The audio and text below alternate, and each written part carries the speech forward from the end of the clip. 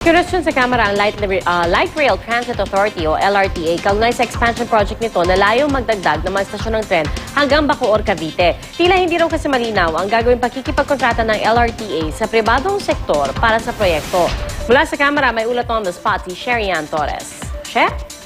Yes, Pia, sa pagdinig na isinasagawa ngayon dito ng House Committee on Transportation, lumabas ang tila pagkalito ng mga opisyal ng Light Rail Transit Authority o LRTA sa nakalitan nitong konstruksyon ng LRT-1 project.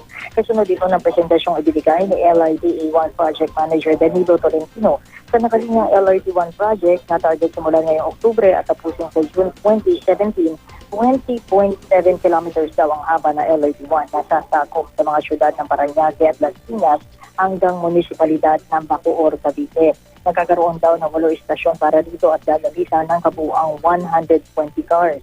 Ang tinatayang bilang daw na sasakay sa LRT-1, sabi ni Chaneco, papaling sa 830,389 passengers per day.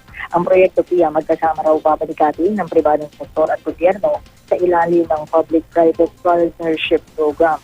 Pero sa gitna ng presentasyon, pinilit na bayan muna Representative Nelly Colmenares kung ano ang ibig sabihin ng risk management na tinutukoy ng LRTA sa papasukin itong pakikipagkontrata sa pribadong sektor, bagay na di klarong nasagot ng LRTA official.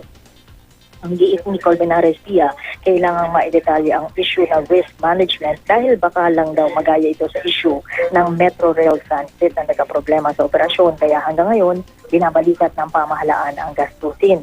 Si Parañaque Representative Gasam Mudting nagtanong naman tungkol sa nakaambang taas singil sa pasahe sa LRT at MRT pero hinarang ito ni Committee Chairman Cesar Sarmiento. Kulang na raw kasi sa oras para talakayin dito kaya di na rin nasagot ng mga opisyal. Samantala sa mga oras na ito ay tinatalakay naman na ngayon ng komite ang tungkol naman sa expansion ng Metro Rail Transit System. At yan muna ang latest mula dito sa Kamara. Balik sa iyo, Pia. Maraming salamat, Sherian Torres.